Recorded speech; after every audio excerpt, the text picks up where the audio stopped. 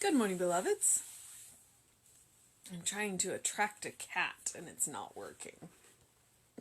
I got both of the orange girls, one standing in the room, one in the doorway, and I can't get either one of them to come over here. But that is life with cats. They come when they want to. All right. Today is August 21st. Yes, August 21st. It is Friday. And our title is My Faith Makes Me Whole. Faith is most certainly a mental attitude. A person approached Jesus, and from the inspiration of the occasion, standing in the light of one whose wick of life was ever kept trimmed and burning, feeling the warmth and color of its eternal glow, exclaimed, "I believe." This is a simple, sincere, and enthusiastic response to the consciousness of one who has had faith. But no sooner had he exclaimed, "I believe," out of the enthusiasm of his will to believe, than an old thought pattern arose to block his faith, and he said, "Help thou mine unbelief." Faith is more than an objective statement. Perfect faith cannot exist while there is subjective contradictions that deny the affirmation of the lips. It is only when the intellect is no longer obstructed by negative emotional reactions arising out of the experience of doubt and fear that the word of the mouth can immediately bear fruit. Say, "I believe," with a deep inward calm, that my word of faith is the execution of spiritual law in my life. I have absolute reliance upon the law of good. I believe that the law of good will bring everything desirable into my experience. Today I proclaim my divine inheritance. I am blessed with the richness of God. I am strong with the power of God. I am guided by the wisdom of God. I am held in the goodness of God today. Ooh. All right. So today is one of those days where he's going to make us work for it. All right. I'm not going to touch the title for a minute. Faith is most certainly a mental attitude. Well, yeah. It's definitely a mental attitude. And there's a lot of examples about faith. One of them being taking the first step on a path when you can't see the whole path, or taking the first step on a stair when you can't see the whole staircase. It's partly trust. And I'm going to say partly imagination, because faith is when you can't see the outcome, but you believe in the outcome. So maybe one way we can explain faith is it's a combination of imagination and trust. A person approached Jesus, and from the inspiration of the occasion, standing in the light of one whose wick of life was ever kept trimmed and burning, feeling the warmth and color of its eternal glow, exclaimed, "I believe." Okay, there's a whole lot in that sentence.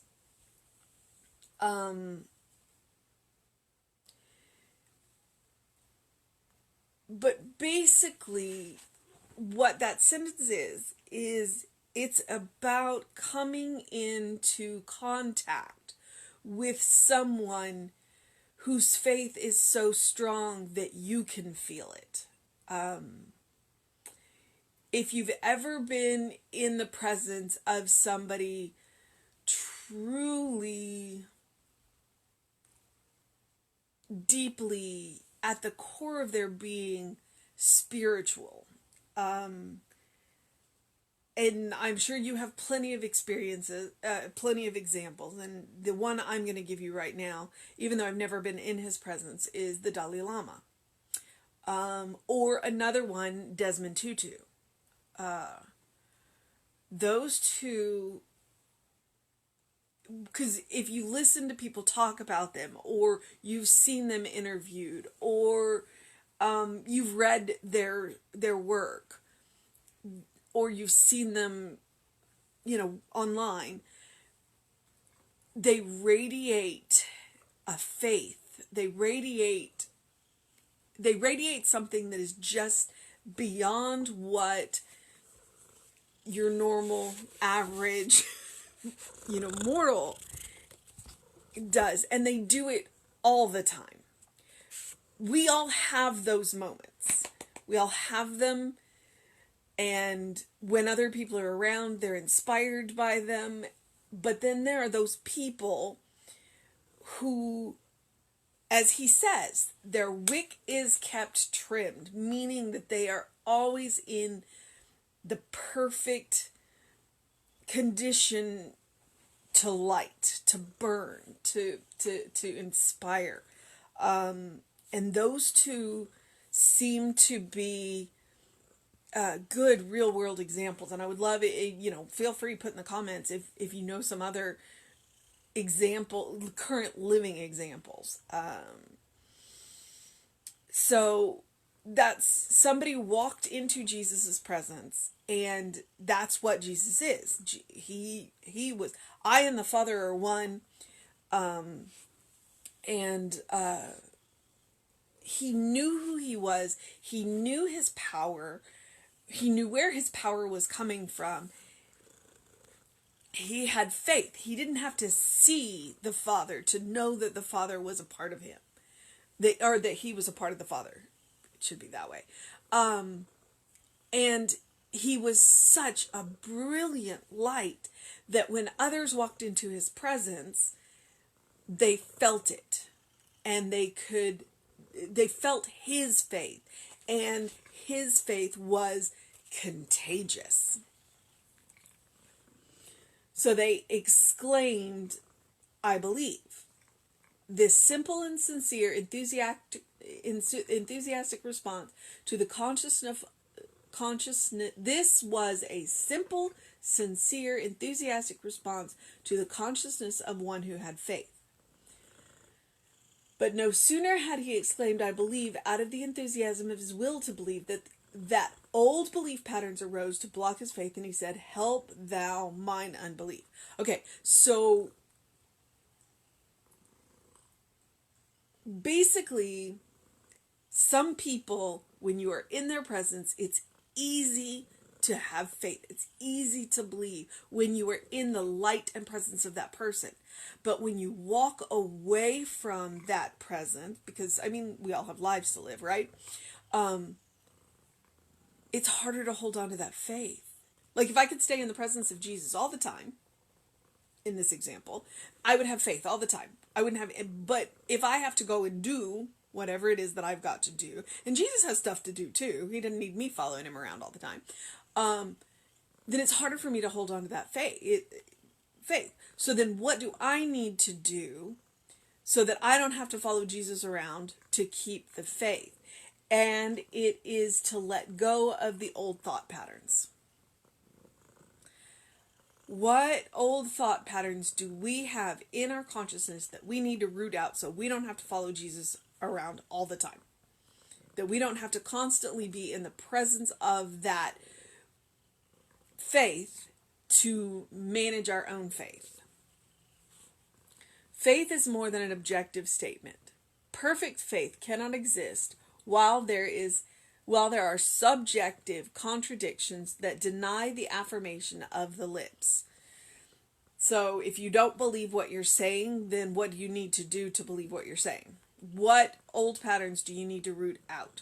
Or what in your environment do you need to change? Or what people? What people do you need to change?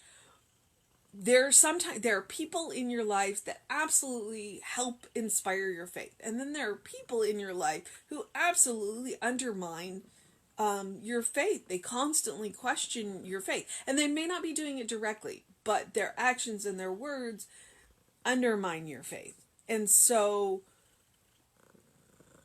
do you need to change that? Is there something in your environment that reminds you of not faith? I'm not sure what the opposite of faith is in this moment. Or are there things in your environment that remind you of your faith? And so maybe you need more of those and less of the other. Old patterns. It is only when the intellect is no longer obstructed by the negative emotional reactions arising out of the experiences of doubt and fear that the words of the mouth can immediately bear fruit. That's a very long sentence. Let me see if I can shorten it. Basically, when you are intellectually confronted by emotional reactions. So, I'm going to give you an example of you walk into the room and you see that one person and immediately your mood is just shot. And you're like, okay, what do you need to do to change that negative emotional reaction to that person? One of them could be not being around that person. And that's completely legitimate.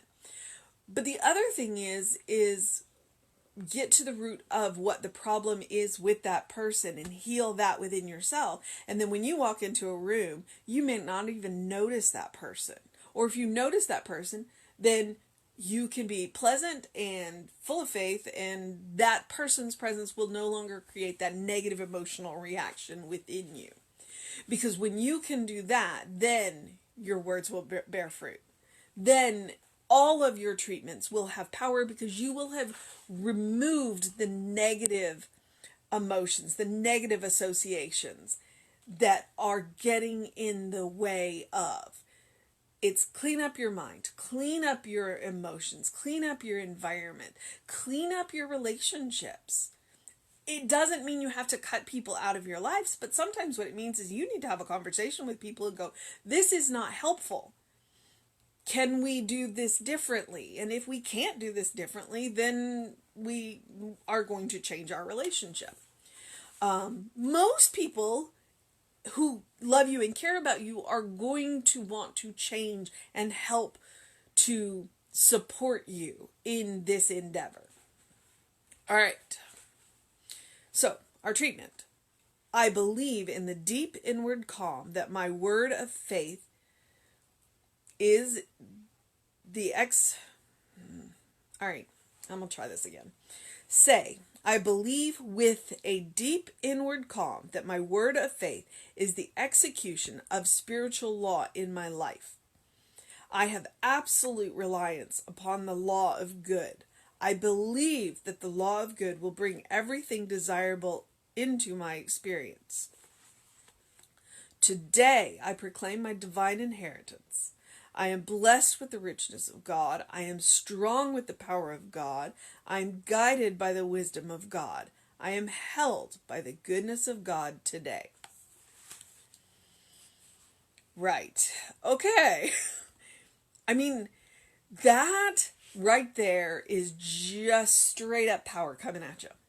That is one when you have something to do that you are concerned about, that you are not, that you're, it's just like, okay, I got something to do. How can I be the most energized and the most powerful in doing this? This is the way to do it. This is the way to do it. I believe with a deep inward calm that my word of faith is the execution of spiritual law in my life. And then the rest of it. I'm just not going to read it all again for you. I am held in the goodness of God today.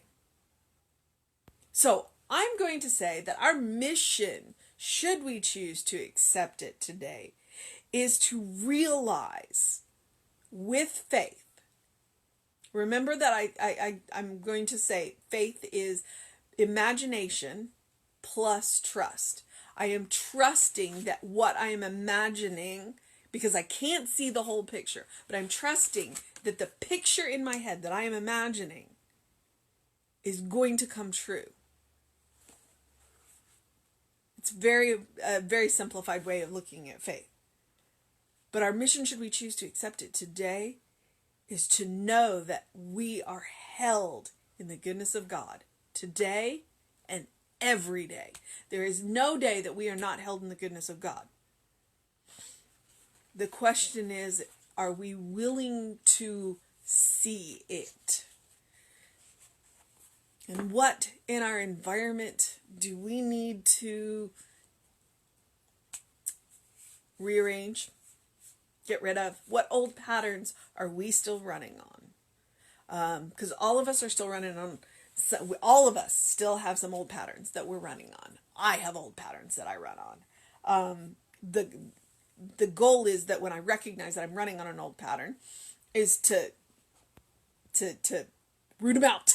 Root them out. All right. Do something loving for yourself. Do something kind for yourself. Do something compassionate for yourself. Do what you need to do to make today the best day that you can, whatever that looks like to you. I like to say to open your windows and get some fresh air. It's been a little cooler this week. That's been easier to do. Do something that engages your mind and your body. And I got it from Ernest. Open the windows of your soul and allow that breath of heaven to blow over you so that you can recognize that heaven is constantly around you, always. Because you are a beloved child of God in whom the Spirit is well pleased. And I want you to know that from the core of your being, from the place that nothing has ever been wrong.